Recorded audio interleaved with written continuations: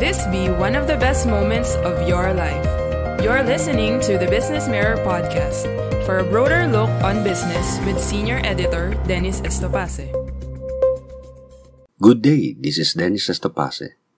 As the coronavirus disease 2019 pandemic continues to wreak havoc in our country, the Farm Friday segment of the BM Broader Look podcast deemed it prudent to make our guests avoid traveling to our studio in Makati City. Hence, we hope you also keep yourself safe and healthy, and enjoy listening again to past episodes of the Farm Fridays podcast like this one. Good day, I'm Dennis Estopace, and welcome to Farm Fridays, a podcast to be anchored by Jennifer Nang, the Associate Editor of the Business Mirror. Ms. Nang also puts to bed the award-winning Agriculture and Commodities section of the Business Mirror newspaper. Farm Fridays is a podcast focused on everything agriculture, commodities, and food. We hope you enjoy your Farm Fridays with Jennifer Nang and her guest. This is Jennifer Nang and welcome to Farm Fridays. We are honored to have as guest Dr. Frisco Malabanan, Senior Technical Consultant of SL Agritech. Good day, sir. Kumusta po? Yeah, good day. Mabuti naman. Salamat sa pag-imbita sa akin dito sa inyong programa. Okay na okay, sir, kasi matagal na tayong hindi nagkikita at nag-uusap. Oo nga eh. Kaya nga, very interested ako sa pag-imbita mo na maihayag na muli ang ating nalalaman tungkol sa teknolohiya ng hybrid rice sa ating bansa. Okay, sir, simulan na natin. Okay. Oo. Sir, pakikwento mo naman sa amin yung hybrid rice technology. Ano ba itong tinatawag mong hybrid rice?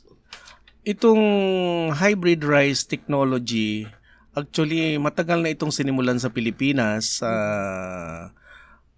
Nagsimula ito actually sa International Rice Research Institute, pero yung public sector katulad ng Philippine Rice Research Institute, may mga sinimula na rin silang research and development tungkol dito sa hybrid rice na ito. Ito yung pag sinabi mong hybrid rice, meron kang tinatawag na parents o magulang.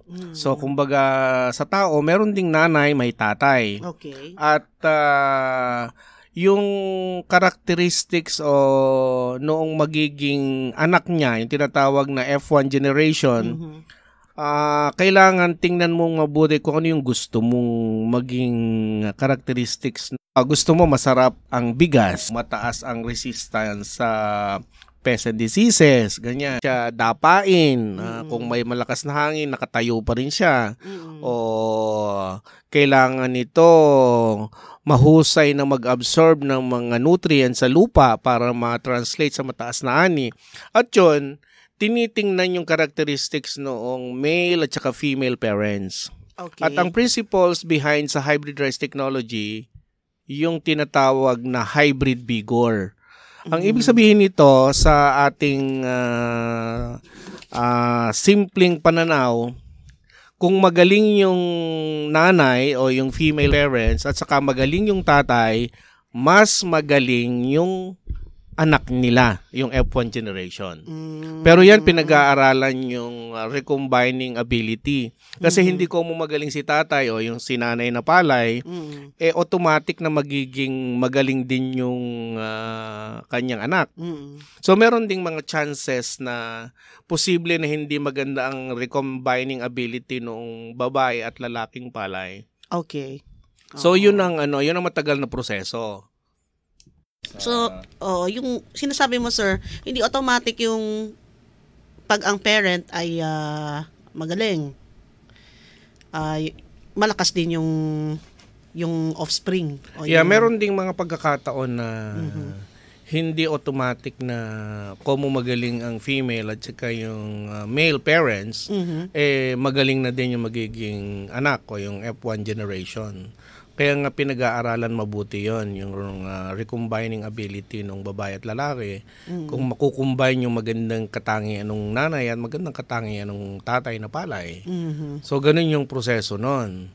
At syempre, habang tumatagal lang panahon, halimbawa may resistance sa isang peste at sakit ng palay yung naging F1 o yung naging hybrid, dumadating din sa panahon na bumababa din yung level ng resistance na yon sa sakit o sa mga insekto. Peste. O sa adaptability niya sa climate. Kasi pabago-bago din ang klima ng ng panahon, kumbaga. So tuloy-tuloy ang pag-incorporate o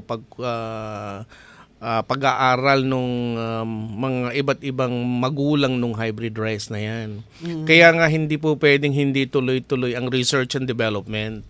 So hindi siya one time, big time? Hindi. So alam mo naman ang variety, isang variety ng palay, whether inbred yan o hybrid, yes, yan ay mayroong number of years na itatagal na mamimaintain niya yung kanyang magandang katangian. Siguro, ewan ko kung aware ka doon sa inbred rice variety na very popular yon sa Asia, yung IR64 na na-develop ng Erie. Ano yun, masarap ang kalidad at may mga magandang katangian. Pero dumating doon sa punto na hindi na rin siya ginagamit ng mga magsasaka sapagkat bumaba na din yung kanyang level ng resistensya. Para din yan sa tao, di ba? Dumadating doon sa punto na bumababa yung resistance niya sa isang sakit na through time. So, ganun din yun kasi living organism din yung palay eh. So, kaya, kumbaga, yung mga organisms, halimbawa yung pest or yung disease organisms, nagdi-develop din yan ng sarili niyang resistance sa isang halaman, kumbaga. So, kumbaga, hindi naman siguro nagkakarera yung dalawa, no, yung breeder ng palay at saka yung mga organisms, but sa natural na takbo, ganun talaga yung mga living organisms. Sabi nga nung college ako may tawag silang gene for gene theory. Kada isang klase ng halaman na ma-develop mo, yung organism magdi-develop din siya ng panibagong strain ng peste o sakit.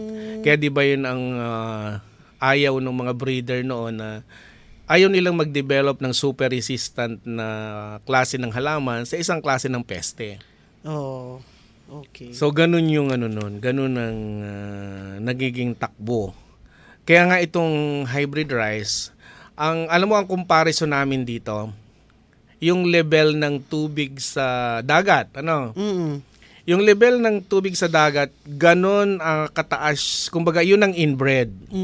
So every time na mag-breed ka ng panibago, yung bangka ang iyong hybrid, laging mas mataas ang kanyang performance kaysa sa inbred. Yan ay base sa pinag-aralan na natin ng mahabang panahon. Kaya yung mga sinasabi ng mga ibang mga kababayan natin na yung inbred at saka hybrid ay pareho lamang, yan ay isang malaking kumbaga hindi yan katotohanan. Sapagkat sa science, talagang mahalaman yan, ma-animals yan, talagang yung hybrid ay mas maganda kaysa sa inbred. Dahil nga doon sa hybrid vigor na yan. So, ibig mo sabihin, sir, every so often, kailangan ninyong i-refine yung technology. Yes. Kaya halimbawa, yung isang klase ng hybrid mo na kasalukuyan ng ngayon na tinatanim ng maraming mga magsasaka, dumadating yung pagkakataon na nagkakaroon siya ng kumbaga susceptibility sa isang peste o sakit. So yun, magkakaroon ka na naman ng breeding, mag-i-introduce ka na naman ng panibagong genes o panibagong katangian doon sa variety na yon para ma-incorporate mo yung resistance niya sa kasalukuyang mga klase ng peste at sakit ng palay. Kaya nga yung breeding ay tuloy-tuloy ang ginagawa. Hindi ka pwedeng mag-stop. Okay. Yeah, that's it. Kasi matagal ang proseso ng breeding.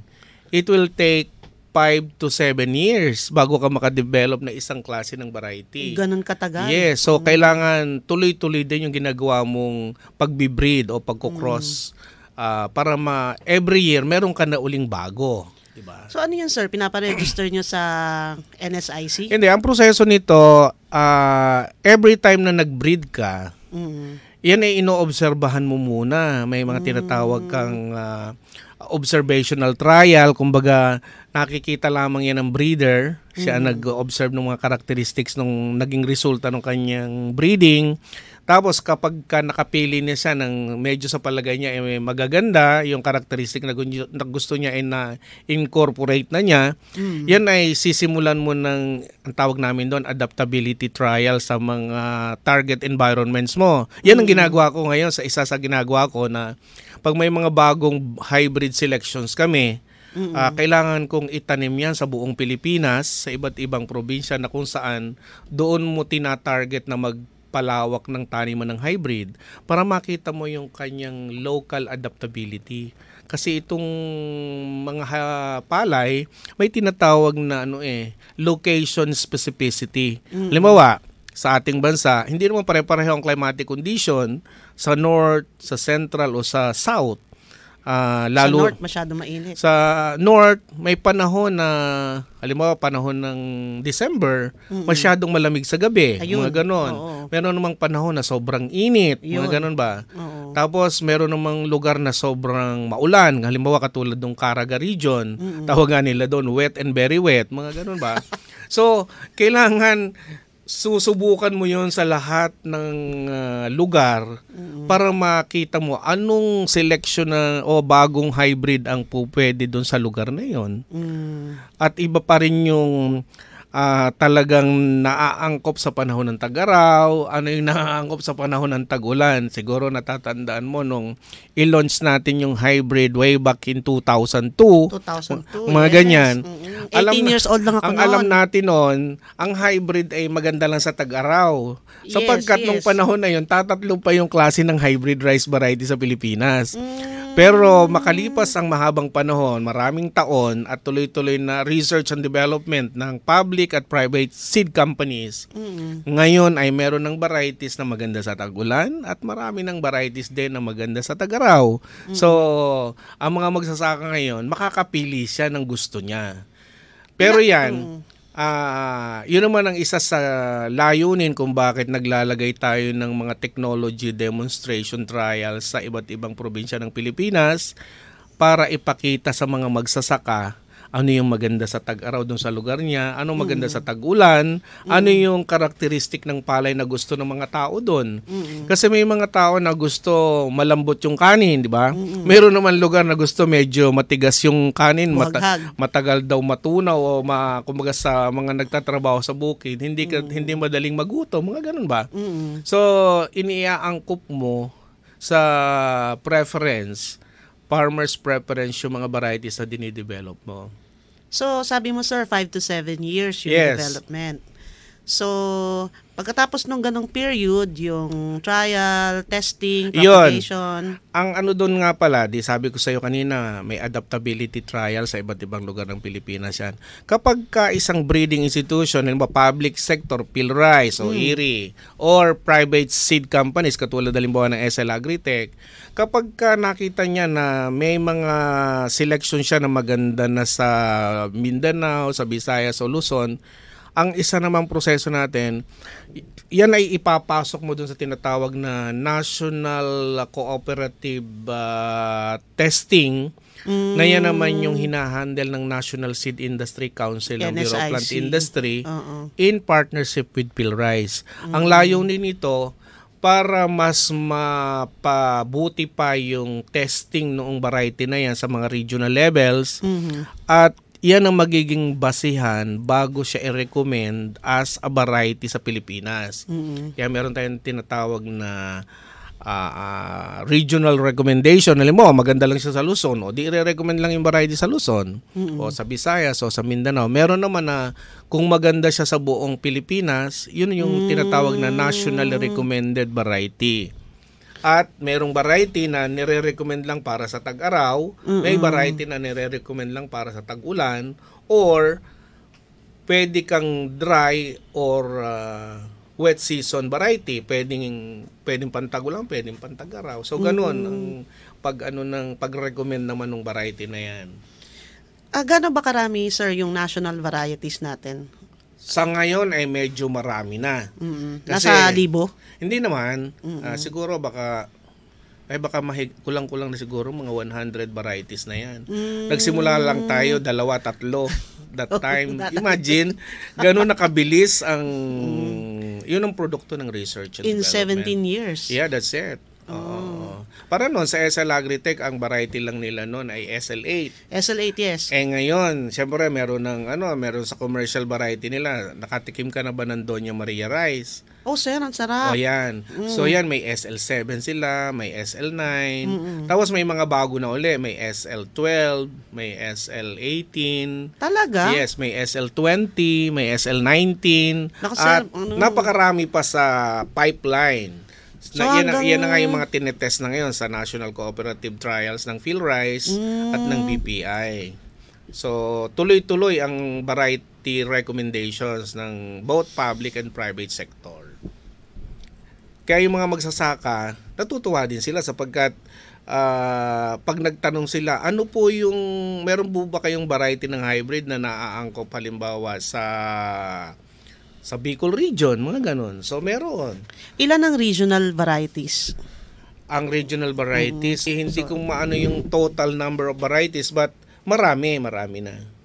Pero as much as possible, kung ikaw breeder, mas gusto mo nationally recommended na sa buong Philippines pwede siyang i-recommend. Para walang problema doon At saka sa commercial side, you can market anywhere in the Philippines, diba? Or any season you want. Yeah, that's it. Sa napansin mo sa climate change, sir? Yep. Oo. Ano ang naging impact niya sa hybrid rice varieties? Kasi dati, di ba, madali lang yon, alam mong tag-ulan, tag-araw. Pero napapansin mo sa ibang areas ngayon, masyadong mainit or dating hindi masyadong inuulan, biglang inuulan. So, anong naging impact niya sa development ng variety? Alam mo, sa tingin ko, sa development ng varieties, mas napapabilis pa nga eh. Kasi every private o public sector ay gusto talaga makadevelop agad na isang variety na naaangkop din sa pabago-bagong panahon. At sa ngayon, hindi lamang yung lipat tanim na variety ang ginagamit, kumbaga yung transplanted variety. May mga focus na rin ng research and development na ang i-develop nila ay yung direct seeded variety. Sapagkat ang isa namang thrust dito ay pababain yung gastos o yung cost of production, sapagkat kung yan ay lipat tanim o transplanted, mas mahal ang gastos mo sapagkat magpupunla ka pa noon sa seedbed, pasisibulin mo yun doon, palalakihin mo, tapos bubunutin yan or ipupulang seedlings, tapos itatransplant pa yan. So, kada operation na yan, babayad ka. At pag sinuma mo yung kabuoang gastos, napakalaking kataasan kumpara doon sa direct seeding technology. At kaya nga ngayon, may mga bagong development na rin sa direct seeding. Sabi ko nga, ngayon meron ng tinatawag na yung part ng artificial intelligence, yung drone, na kung saan drone na ang magsasabog ng binhi sa bukid. Drone na din ang magsasabog ng fertilizer. At drone na din ang gagamitin sa pag-spray ng pamatay insekto o pang-control ng sakit. At yun ay, ang kagandahan nun, mas mabilis at siyempre mas mapababa ang gastos. Ang cost. Kasi ngayon ang layunin talaga natin, pataasin ang ani, pababain ang gastos kada kilo ng palay at sa bandang huli para mag-translate yan sa malaking kita ng magsasaka. Magkano ba ang gastos sa pagtatanim ng hybrid rice? Alam mo, kabisado ko yan kasi sapagkat magsasaka din ako eh. Iyon ang kagandahan. Nagtatanim ka rin, sir. Talagang, kumbaga sa akin, sabi nga walk the talk. Hindi ka lang talk ng talk, di ba? Okay. Kasi pag ikaw salita ka lang ng salita at hindi mo naman ginagamit yung technology na yan, hindi ka paniniwalaan ng magsasaka. Kasi ang magsasaka, din yan to see is to believe. Kumbaga. So ako, ginagamit ko rin yung technology na ipinamamahagi ko, itinuturo ko sa mga magsasaka kahit saan ako magpunta. At base sa experience ko, alam mo ang pagkakaiba lang ng inbred sa hybrid rice when it comes to cost of production. Ano, sir? Usually, may kaunting pagkakaiba sa halaga ng binhi, yung sa seeds. Medyo mahal ng konti ang hybrid rice seeds. At siyempre, dahil mas mataas yung ini-expect mo na production per hectare, siyempre, mas madami ng konti yung ibibigay mong pagkain dun sa halaman. When it comes to pagkain, ito na yung both organic and inorganic fertilizer. Yung mga nitrogen, phosphorus, potassium, tsaka yung mga micronutrients. Okay. So, yan, sa hybrid, dahilan mas mataas ang ani niya, dadagdagan mo ng konti yung kanyang nitrogen fertilizer. Kasi sa hybrid, syempre, mas malalaki ang katawan ng palay, mas mahahaba ugat, mas malalaki ang uhay, mas maraming butil kada uhay ng palay. So, syempre, mas marami yung kailangan nun na pagkain para matranslate sa mas mataas na ani. Pero, sa bandang huli, pag sinuma mo yung cost of production at yung taas ng ani, mas malaki pa rin ang kikitain ng magsasaka. Ako, masasabi ko yung experience ko sa hybrid. Nung nagtatanim ako ng inbred nung una pa, pinakamataas kong ani, siguro mga 100 to 120 kabans per hectare. Ibig sabihin, 5 to 6 metric tons lang yan per hectare. Samantalang nung mag-hybrid ako, alam mo ba kung ano yung naani ko na sa bukid ko? Ilan? Umani na ako ng close to 12 metric tons kada hektarya. Actual yan na, hindi yan eksperimento. So, ang pagkakaiba lang doon, siyempre, nagdagdag ako ng cost sa binhi, nagdagdag ako ng cost sa fertilizer. Doon sa pest and diseases, walang pagkakaiba dyan. Pagka tag-araw nga, hindi na ako nag-a-apply ng pestisidyo Kasi wala naman masyadong peste at sakit ng palay dahil maganda yung pest and disease resistance ng hybrid. So, sa bandang huli, mas malaki ang kikitain mo. Alam mo nung pag maganda ang panahon sa tag-araw, yung normal na tag-araw, sa anihan maganda ang init ng araw, ganyan, hindi dumapa yung palay mo. Alam mo ba, kayang-kaya mong kumita ng 100 to more than 100,000 isang hektarya. Samantalang doon sa ordinaryong palay na inbred, pinakamataas na 50,000. On the average pa, mga 35,000 pa lang ang kikitain ng isang magsasaka. Isipin mo, parehong laki ng lupa, parehong oras na ginugugol mo sa bukid, parehong dami ng tubig, dagdagan mo lang ng konting pataba, ang laki ng itataas ng ani mo. Yung return. O, yun ang return. Kung on the average, halimbawa, umani ka ng 140 kabans, isang hektarya. Ang mga magsasaka sa inbred, kalimitan niya, nagre-report lang 70 to 80 kabans, isang hektarya. Ang laki ng difference. Isipin mo, yung hihintayin mong panahon, pareho lang ang haba.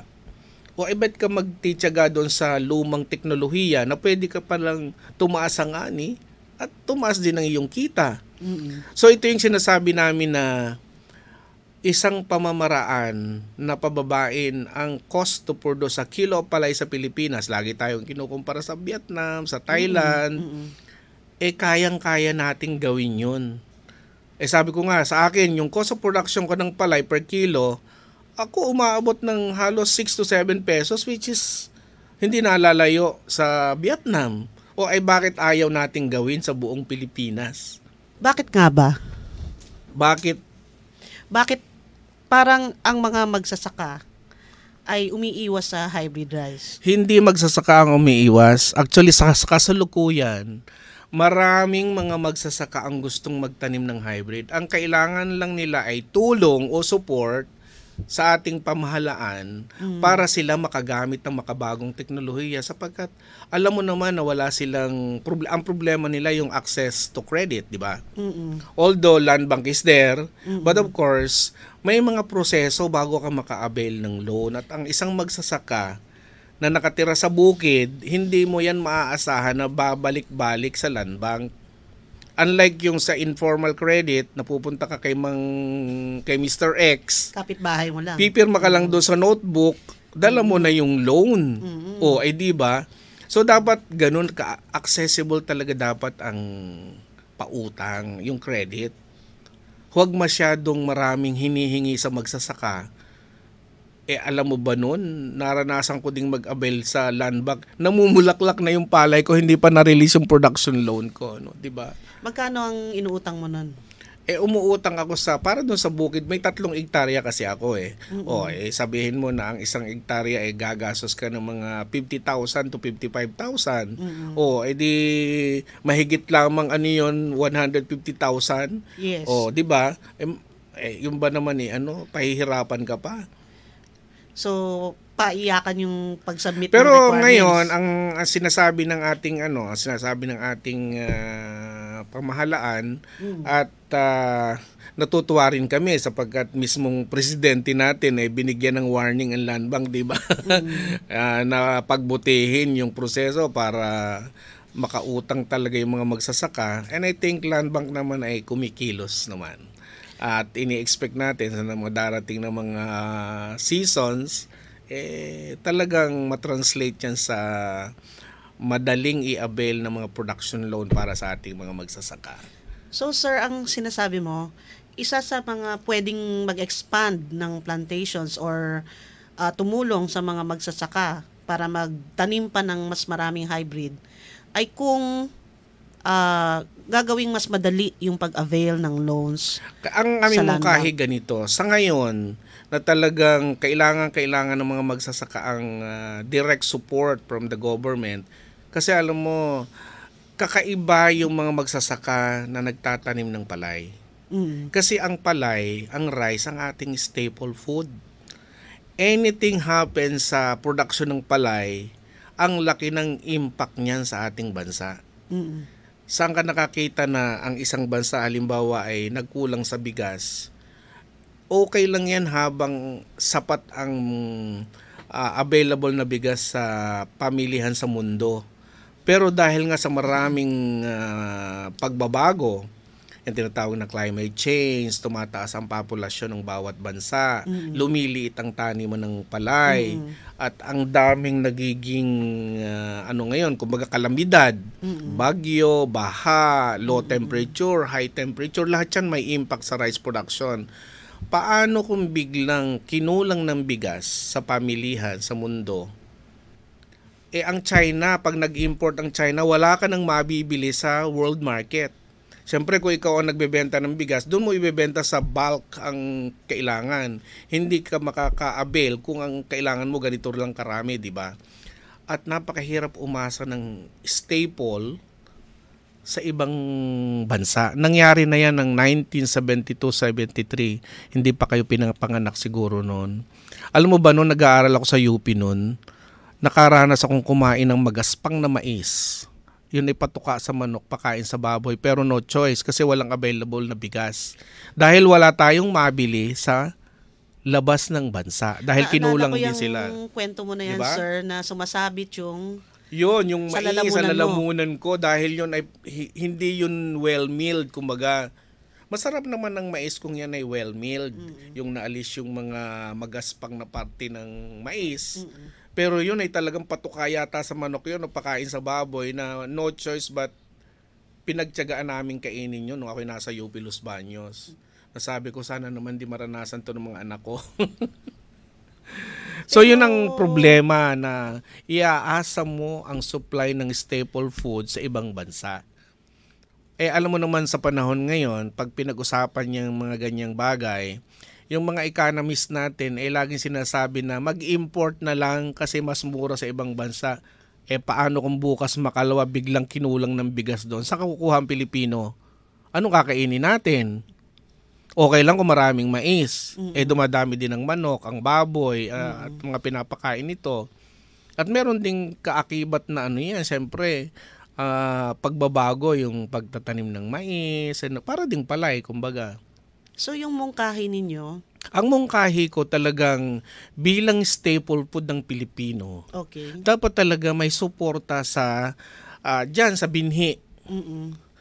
Lalo na dito sa hybrid rice sapagkat subok na ito na magbibigay sa mga magsasaka ng hindi bababa sa 30% ang taas ng ani na pwede pang maging double or more than double ang ani na magsasaka sa 1 hektaryang palay na sinasaka niya.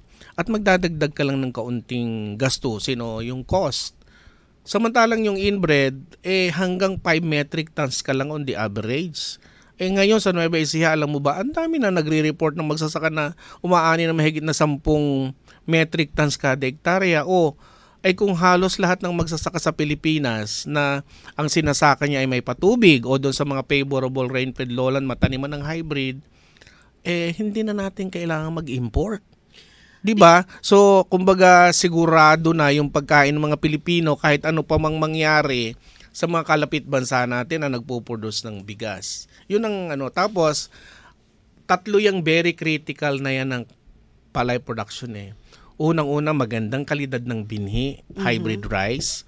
Pwede rin naman ang inbred doon sa ibang lugar na hindi pa nag-hybrid kasi mataas din naman ang ani ng mga inbred na dinevelop na rin ng PhilRice at ng IRI at ng UPLB. Tapos kailangan yan yung pataba.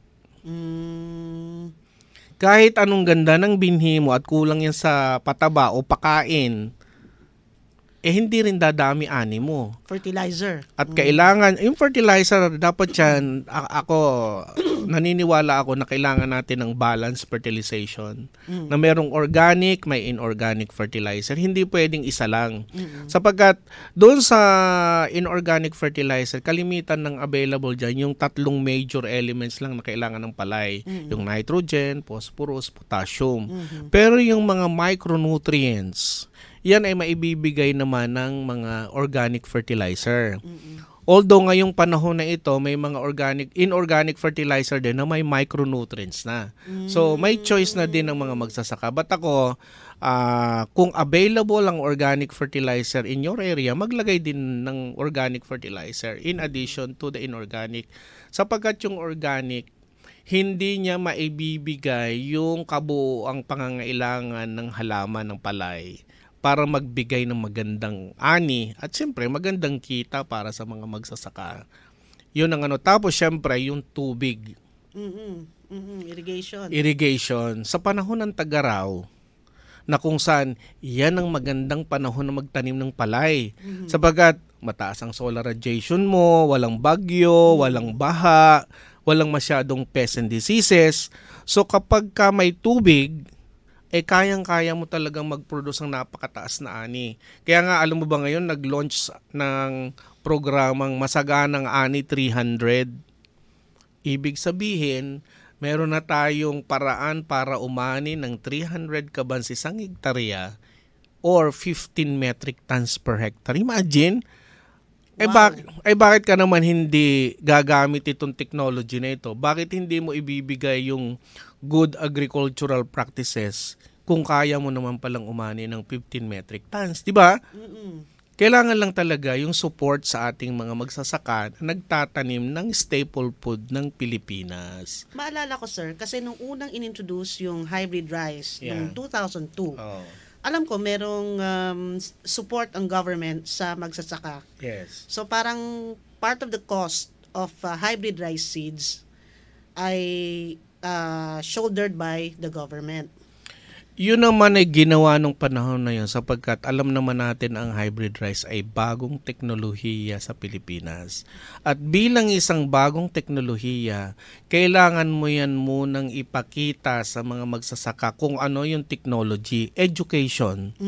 Kasi kung hindi yan maipapakita sa mga magsasaka, hindi ka agad-agad na i-adapt yan. Kasi may learning process yan Ako sa experience ko, yung Nueva Ecija, particularly, Nueva Ecija, it took siguro mga 2.5 to 3 years bago inadapt ng magsasaka. Pero yun, continuous ang extension, promotion at support sa magsasaka.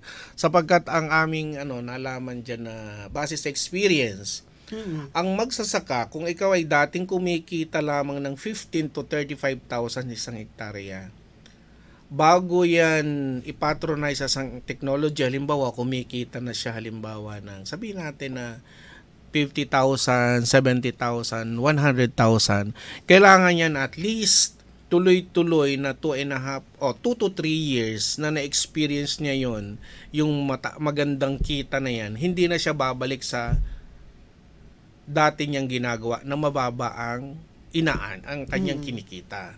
And in that process, kailangan dyan ng suporta ng ating pamahalaan. So, yun din bang nire-recommend mong support? Yes. Kung sakali? At kitang-kita na, alam mo ba, pinag-aralan na naming mabuti yan. Ilang hektarya ng hybrid ang kailangan mong taniman sa isang taon para mo ma-produce yung kakulangang bigas ng Pilipinas. Naririnig mo naman nagsasalita ang ating secretary, mga secretaries before.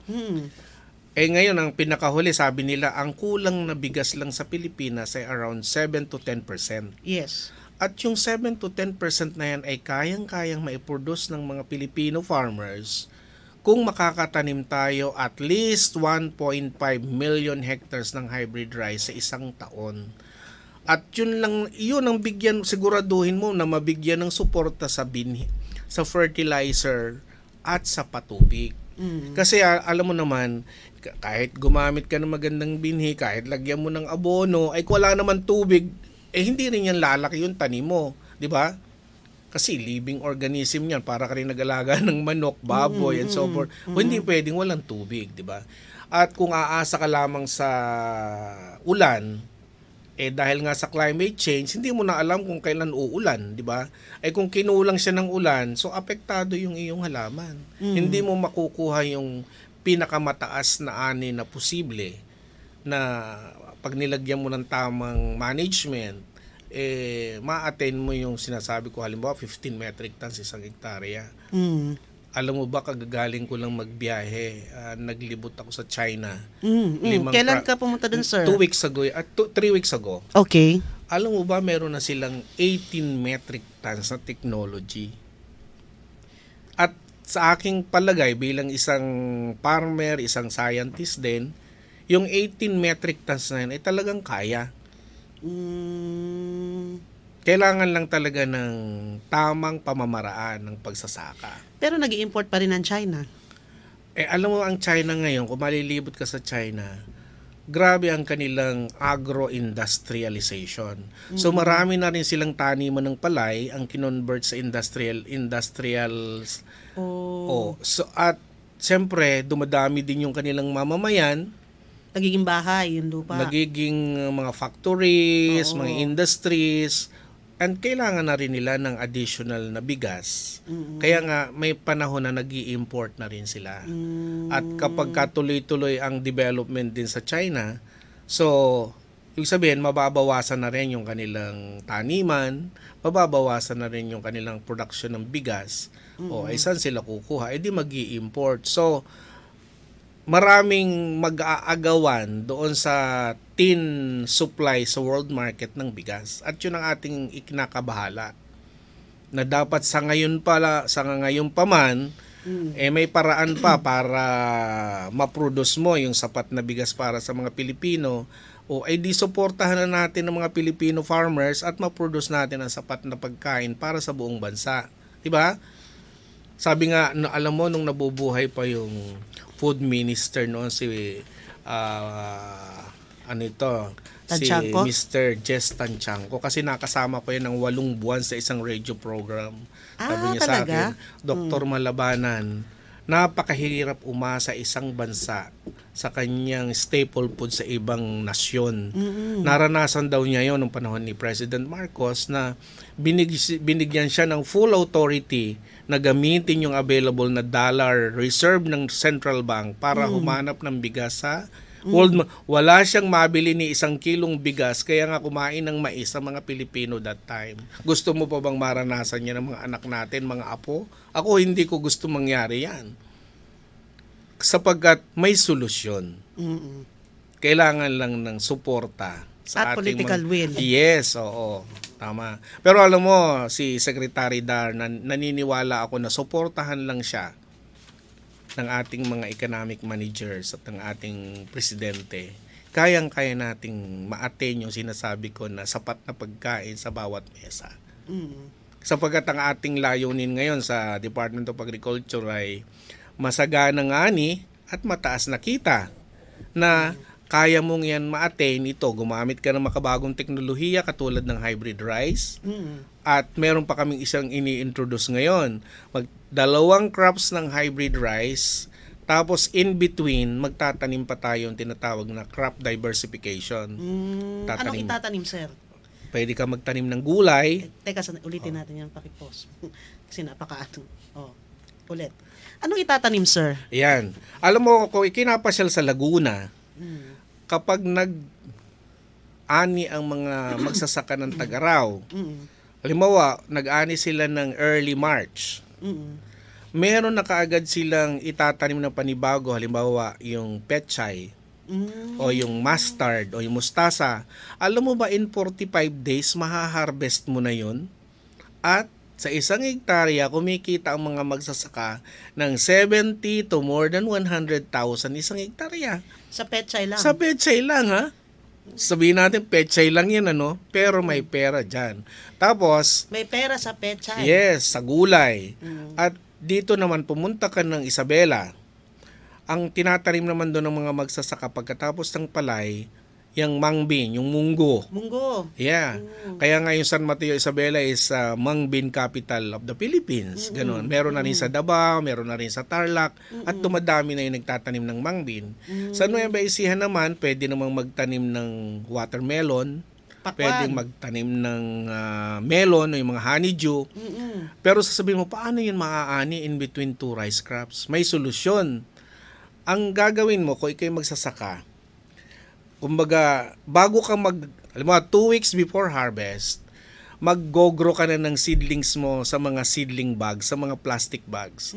So, ibig sabihin, pag nag-harvest ka ngayon, bukas, pwede ka na magtanim ng pakwan na meron ng 2 to 3 leaves yung seedlings mo. In just 2 weeks, mamumulaklak na yung watermelon mo. And yung sa interval ng cropping, maha-harvest mo na si pakwan mo o si honeydew mo. Malaki ang kita dyan. Naranasan ko na yan isang season na okay nasa Nueva Ecija. At maganda rin ang ano niya sa lupa. At maganda, oo.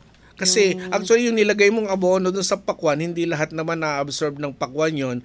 Makakatulong pa yun, mas tataas pa ani mo sa hybrid rice. May kakilala naman ako dun sa Gimba, Nueva Ecija, alam mo ba? Ang itinatanim naman niya after hybrid rice, nagtatanim siya ng cucumber. Pipino at yan yung ginagawang pickles.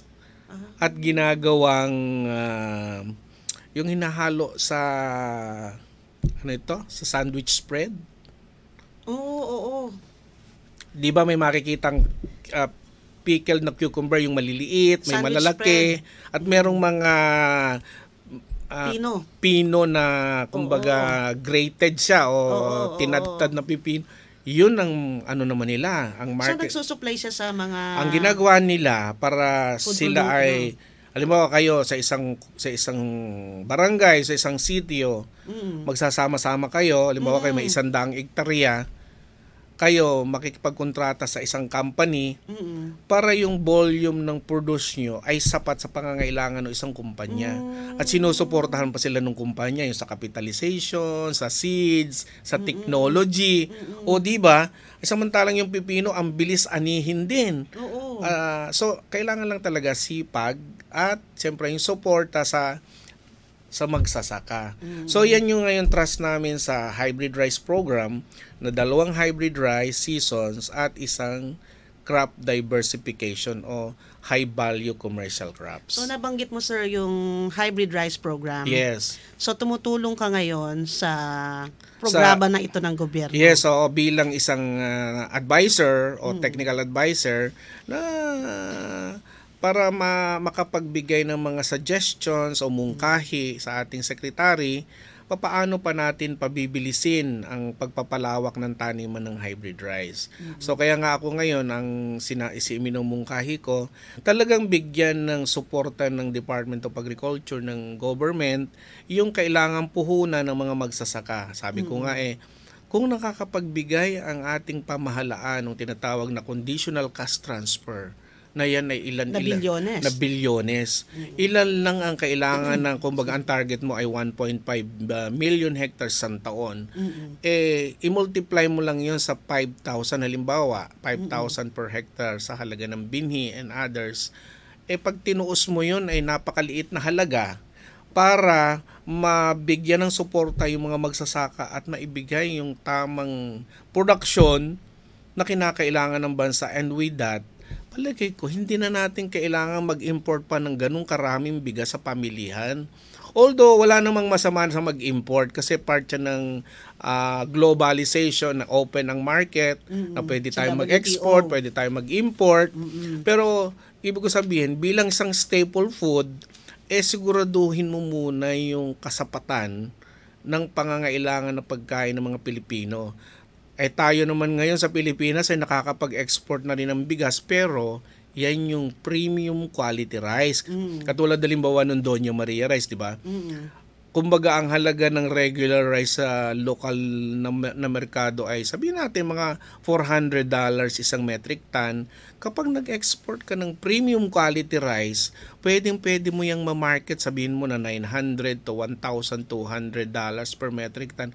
So sinong mabe-benefit? Not only the company, but of course yung mga magsasaka na contract grower mo, yung nag-produce noon, ay di mataas din ang presyo ng palay na bibilhin mo sa kanya, na para ding high value crops, di ba?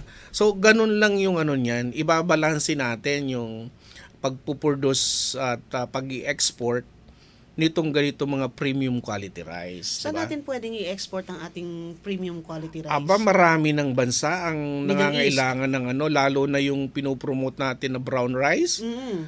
Ini-export na yun sa Middle East, sa Amerika, sa Canada, meron na yata sa Europe. Pero ang isang malaking merkado sa darating na mga panahon, China. Sapagkat sa China kasi, siyempre, maunlad na ang China. Marami ng, kumbaga, maganda na rin yung kinikita ng mga Chinese. So, they are also looking for high quality rice o yung premium quality rice at kayang-kaya natin yan maisupply. Diba? So, yan yung mga alternatibong pamamaraan para matulungan din natin ang ating mga magsasaka through contract growing at makatulong tayo sa mga magsasaka dahil nga narinig mo naman siguro na bumagsak ang presyo ng palay nitong mga nakaraan. Yes. At isa talaga yan sa idinadaing ng ating mga magsasaka. Kaya nga ako, kahit ako wala na sa gobyerno, tumutulong pa rin ako ngayon na mag-advocate ng hybrid rice sapagkat isa yon sa nakikita ko na makakatulong sa mga magsasaka na kahit bumaba ang presyo ng palay pero tumaas ang iyong production, maganda pa rin yung kikitain ni magsasaka. At yan ay nasasabi ko nga dahil ginagamit ko rin na-experience ko myself bilang isang magsasaka, di ba? Yun ang dyan, yun ang kailangan gawin natin. With that, maraming salamat sa iyong pagdalo sa aming podcast. Nagpapasalamat din ako sa inyo sapagkat alam mo, ako naman ay, sabi ko nga sa inyo, isa na rin akong magsasaka, isa rin akong scientist, at isa rin akong broadcaster. At ako ay katulong nyo sa pagpapalaganap ng mga teknolohiya na makakatulong sa mga Pilipino para tayo maging competitive at masustain natin ang palay production in this country sapagkat ito yung staple food ng mga Pilipino. Mahirap ang isang bansa na magutom. Kailangan siguraduhin mo na available sa kanyang hapagkainan ang sapat na pagkain at murang pagkain sa bawat Pilipino, di ba? So, maraming salamat na muli sa inyo. Okay. We had a very enlightening discussion on hybrid rice with our honored guest, Dr. Frisco Malabanan. Thank you, sir. Yeah, welcome at I hope hindi lamang ito ang huli nating ugnayan. Basta may mga bagong development sa larangan ng pagpapalayan, ako ay laging available para magbigay ng karagdagang impormasyon sa ating mga kababayan. Maraming salamat, sir. Yeah.